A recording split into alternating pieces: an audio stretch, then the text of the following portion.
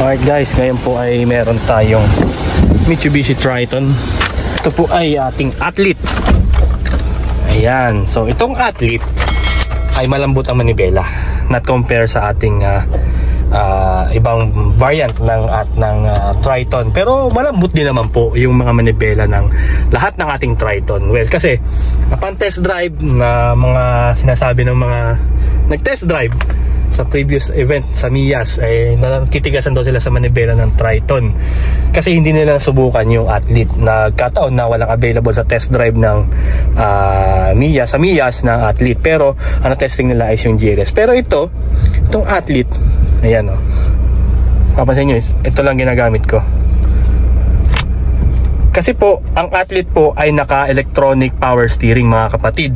Not unlike kay GLS pababa na variant is naka-hydraulic power steering. Kaya pag ito ginagamit ninyo, naka-EPS, pansinin ninyo yung RPM, hindi siya gumagalaw. Ano lang, naka-fix lang kung ano yung idle nya. Ayan o. Not unlike kay hydraulic power steering, pansinin nyo pag mga naka-hydraulic power steering ang sasakyan ninyo, at pansinin nyo kung hydraulic power steering ang inyong sasakyan, mapapansin ninyo pag pinipihit nyo yung manibela, gumagalaw yung RPM pataas. Steering assist, ibig sabihin tinataas niya yung RPM, yung idle na makina, para mas lumambot yung ating manibela. Okay? Kaya sa mga nagtataka kung bakit mas malambot ang manibela ng Athlete na Triton kaysa sa GLS o yung GLX na mga variant ng ating Triton, kasi po si Athlete na Triton is naka-electronic power steering. Okay po? At the same time, power na rin siya. Hindi power. At the same time, siya po ay 4-wheel drive. Ayan. And then, bi-turbo. Sumunod na variant pababa is single lang ang turbo niya. Alright? So, pakita ko lang sa inyo yung sinasabi ko na hydraulic power steering para aware din kayo. Okay? Ito yun. So guys, para mas klaro yung sinasabi kong steering assist, kapag hydraulic type ang inyong power steering, makikita nyo yan sa steering pump nya, meron nakakonect na maliit na isang harness, isang connector. Then kapag pinihit nyo yung manibela, pansinin nyo itong RPM. Ayan, tumataas o. Pag ginagalaw mo yung manibela,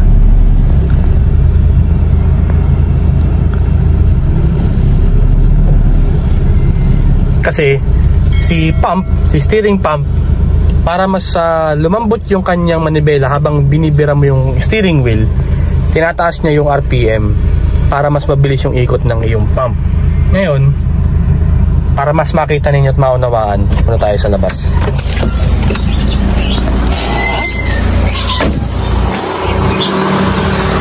Ito yung sinasabi ko, mga kapatid. Ayan yung steering pump. Ito, driven by belt. Not unlike kay electronic power steering, wala siyang steering pump. Motor ang nagpapalambot sa kanya. So ito yung connector.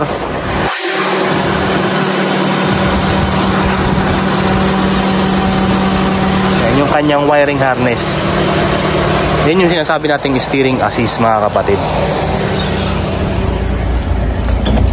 Kaya kapag pinipihit nyo yung manibela, napapansin niyo tumataas yung kanyang RPM. Yan o, diba? Not unlike kay Mirage G4. Ito, electronic power steering. Tsaka yung Athlete, pakita ko sa inyo.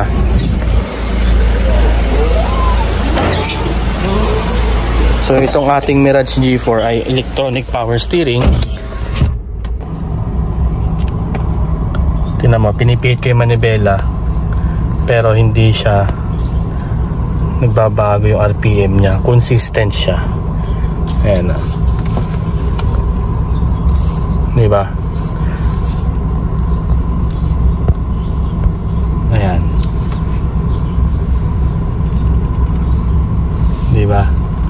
Kasi yung power steering niya is, ang nagpapalambot ay yung motor na makikita nyo dito sa gitna, dito sa may column, sa steering column. Diba? Depende sa design ng sasakyan, minsan nando sa may rack and pinion yung kanyang motor.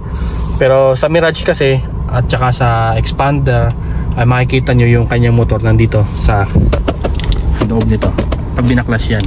So yun po ang kaibahan, kaya mas malambot yung electronic power steering ng Triton Athlete kaysa sa GLS pababa na variant. Alright, sana po nakatulong at naunawaan din ninyo yung kaibahan ng electronic power steering at ng hydraulic power steering, mga kapatid. Alright, sana nakatulong po ang video to. Don't forget po to follow my Facebook page and my YouTube channel, mga kapatid. Thank you very much po and God bless.